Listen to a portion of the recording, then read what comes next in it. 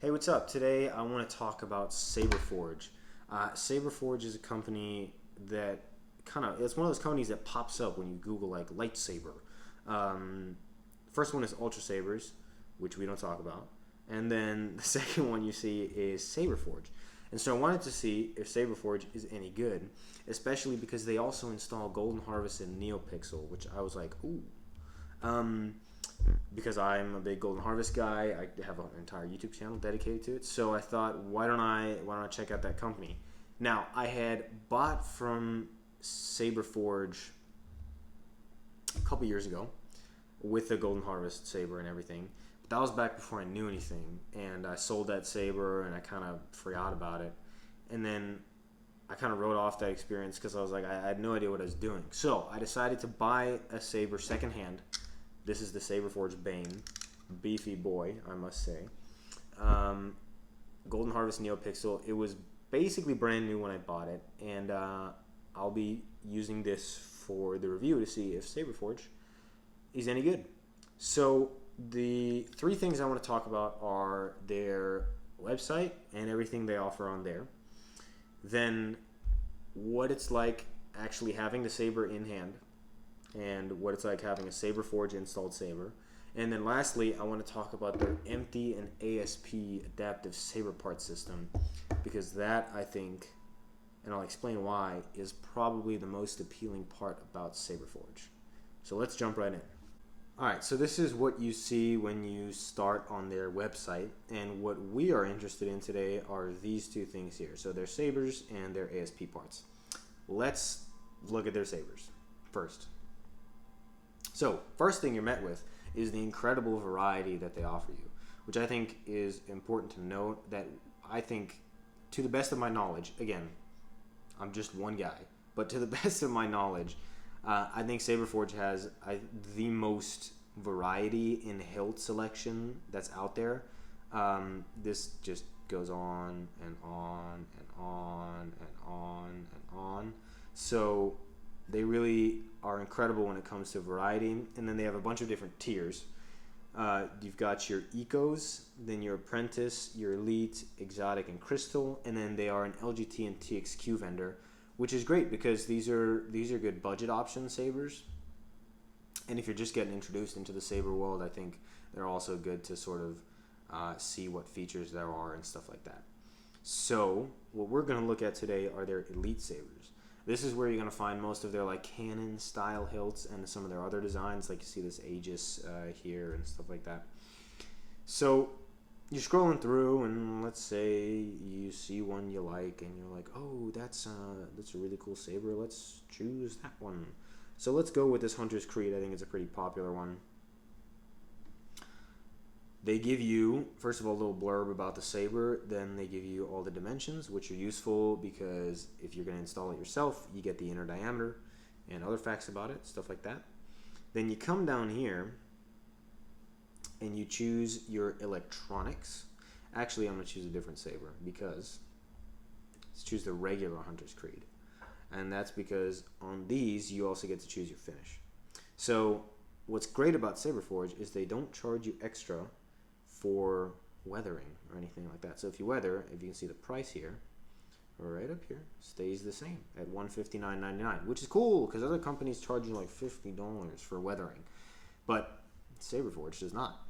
They will charge you extra for powder coats, but that's, I understand. So if you want a powder coat, go ahead and select that, and then they give you like, whoa, all these preview options for what you want.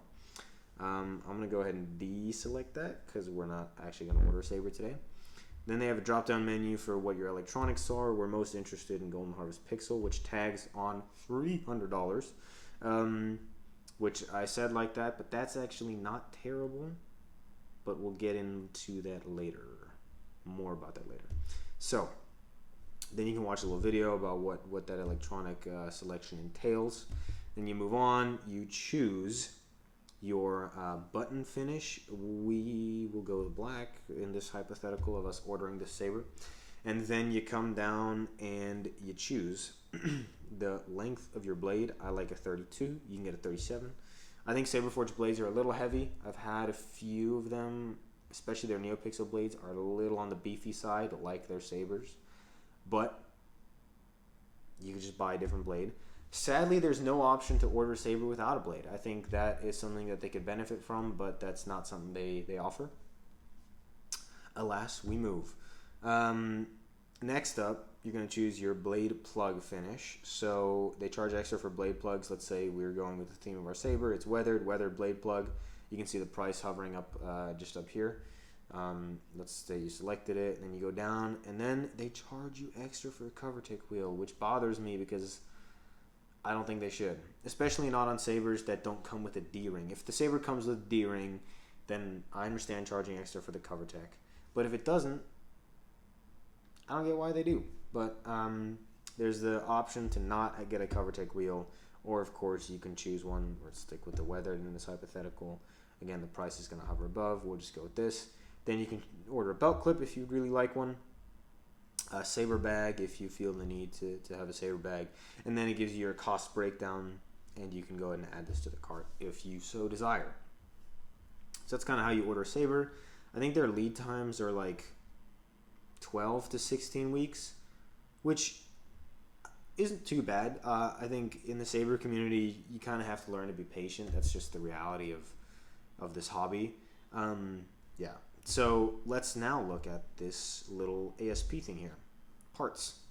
So this is what I think is most appealing about Saberforge. And this is their ASP system. Essentially, if you want to design your own hilt, and you want to design your own hilt, and you don't have the capacity to machine something, or you don't have the capacity to scratch build something, they provide you with the emitter, switch, body, and pommel sections of their entire catalog separated into an adaptive system of parts. So the threading, the male and female threading on all these parts are interchangeable with each other, which means they all fit and mix and match together. And then they also provide you with thin neck emitters if you want a thin neck, crystal chambers and couplers if you want to build a staff. And they also provide you with any claws and or shrouds. This is really cool because you really get into sort of one-off, custom, like this is what my lightsaber would look like type of stuff that you always talked about when you were a kid. You are able to do this here, and you don't have to buy that, like, I don't know if anyone remembers that, like, I think it was like a Toys R Us exclusive or something where you could like combine all these parts. That's basically this, but aluminum parts and like way cooler. Also, you don't have to go to Savi's workshop for this, which is cool. I think that's a really, really cool thing they've been offering for a long time. And the best part about this is that all of the old hilts that they used to provide that they might have updated and stuff, all of those old parts are still available. They're just distinguished by like being the Mark 1 version, and then they'll have the Mark 2 version that's updated. So if there's an old bit you still want, it's available in the catalog and stuff like that. And all of these parts are super install friendly, which is cool. So now let's see what happens when you order and you get it in the mail. Alright, so you get your saber in the mail, and this is what you see. So the first thing I want to run through are the drawbacks that I have, and then I want to talk about the positives. Because there's a good and equal amount of both, and I don't always just want to be ragging on this saber, because I do like it. I think it's very cool. So let's start with the drawbacks before we get into the things I like. The first thing I noticed is that the recharge port here is external, and there are a few problems that brings to light. The first being very nitpicky on my end, but it's just that it looks a bit like an iPhone lightsaber. Like if Apple made a saber, that's kind of where the lightning port would be.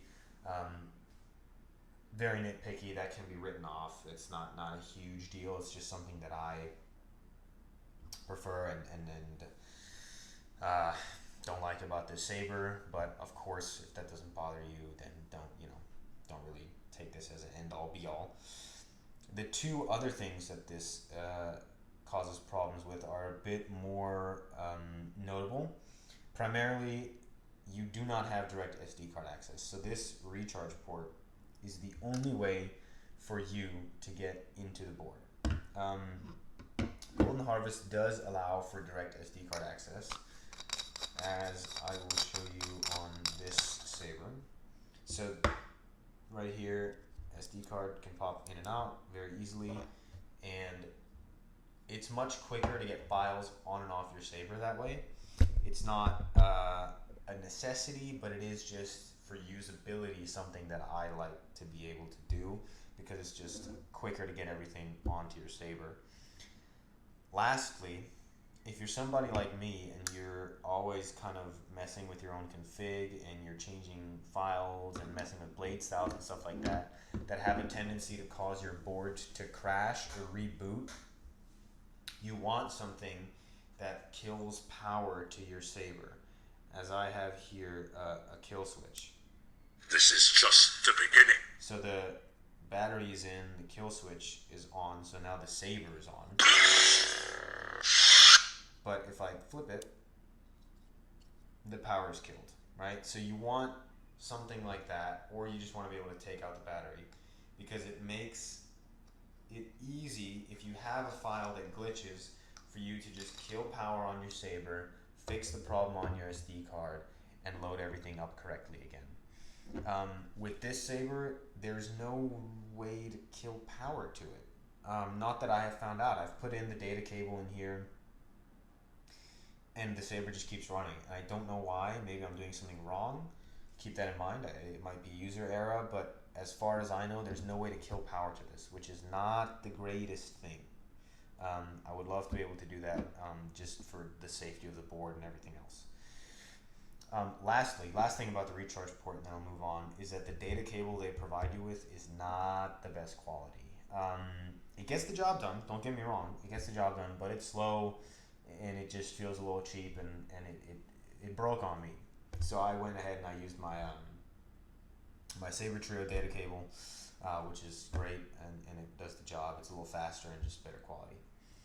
Alright, so I think there are two more things that I wanted to mention.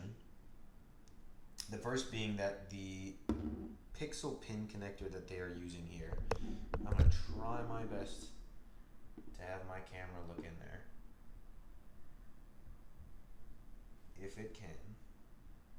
I think it's having a bit of a hard time. The pixel pin connector that they're using in most of their NeoPixel sabers is a long pin connector. And what that means is that the pins, it's exactly what it says, the pins are longer than most. So if you have, like, for example, Vader's Vault uses the regular TCSS 7-pin connector, as you can see in here.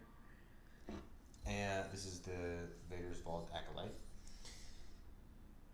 That connector is really good because the pins are just very even and they don't put any stress on the pad of your NeoPixel blade. So the connection that your saber makes to your NeoPixel blade is made between the pins and this pad, right? That's what these rings are for, and those 7 pins, they line up with each pad here, and that's what gives light to your blade. So the problem that can create if you're using long pins is that your blade, when it makes connection with those pins, if my finger is the pin, it's obviously going to push back on them. If you have long pins, there can be quite a bit of stress between the blade and the pins, and what that can cause is your pins to bend. And if your pins bend, they can either fold back underneath the pin holder that they're in, and then they won't pop out anymore, and your blade won't have as good of a connection. Or if over time they bend too much, it just won't make good connection with the pin at all. Lastly, what it can do is it can push this pad, it can push it back into the inner diameter of the blade and damage your blade. So that is yet to happen to me, but I know that it is a possibility on sabers. That is something that can happen. So that's just something to watch out for with this. Lastly, and this is something that's very conditional to the Bane, and it might just be my Bane, but you can see right there that line on the body That's created because of the way this saber is put together. I would want that to just be fully closed so that it's not showing. But the way this saber is put together is that this middle section here is like two halves that are put together kind of like this, and they're held together by this pommel section that slides on and is screwed in by these screws.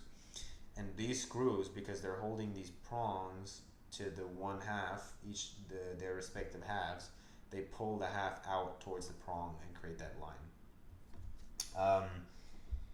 Which isn't the best because I don't, no one wants a gap in their saber machining, but I think that might just be my bane. Okay, the last and final drawback I have about this bane is a pretty big one. And so I wanted to leave it for last, and I have a few sabers out for comparison. It has to do with the sound quality. So the Bane is factory installed with a 28 millimeter Veco speaker. It is set on board to 120 volume, and on the fly I have it set to the max. That means that in the general.txt file it's set to 120, and on the fly, meaning if I go into the sound menu, it's all the way at the top of the 120 capacity. So, for reference, I have a few sabers here to talk about. This is a Saber Trio Senza with the 22 Veco.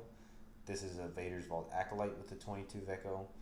This is a Saberforge ASP with a 28 Smuggler's Outpost. This is a KR with a 28 millimeter Smuggler's Outpost, and this is an SSOB with a 22 KR. So, where I would expect the Vader's Vault, where I would expect the Saberforge saber to fall is somewhere between the, for just order from sound, somewhere between the KR and the Smuggler's Outpost, just because it's bigger than all three of these sabers, right? So I'd expect the Bane sound quality to be somewhere here, just purely because the speaker's bigger, and because Veco speakers are pretty clear. They're very, very good quality speakers.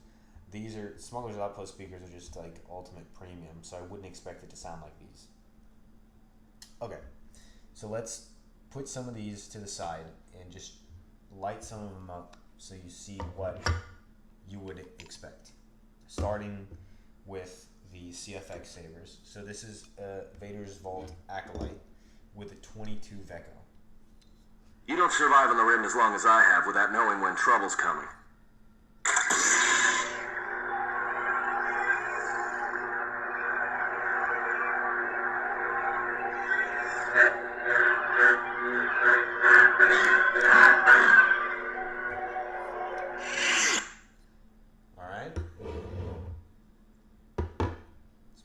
This is the Saber Trio Senza with a 22 Veco, but it's fully enclosed. And Saber Trio's venting is just ridiculously good.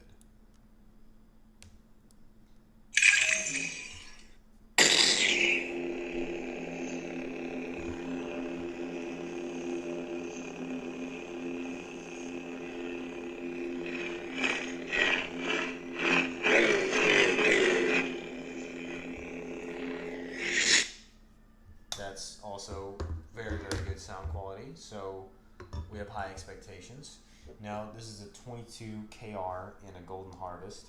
It is also set to 120 in the general.txt, and it's set to, I want to say, the max on board.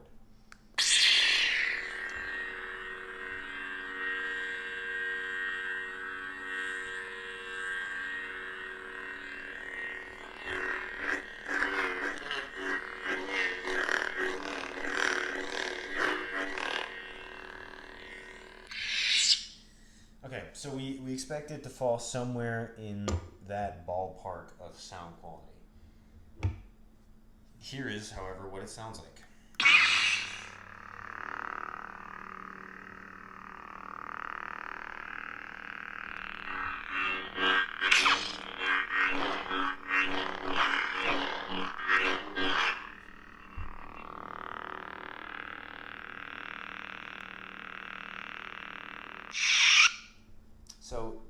not terrible, but I'd say it's just about the middle of the pack, which is not at all what I would expect from that kind of caliber of saber. And if we take, for example, a 28mm speaker on a Golden Harvest, just to see what it can do, this is the same sound font. This is just the beginning.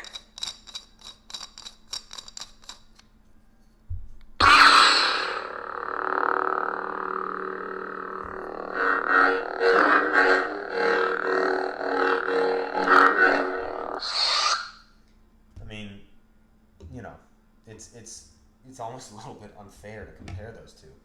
It's tough seeing what the board is capable of in other sabers and knowing that it is capable of that in this saber and not having that.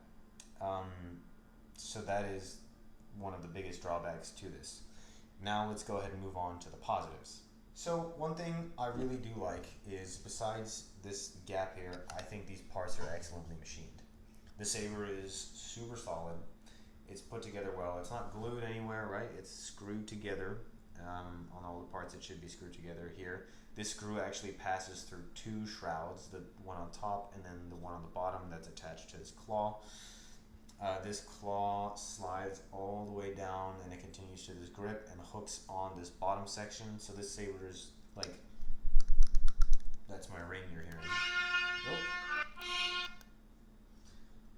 Turn on track there. There's absolutely no shake. It's super well put together in that regard.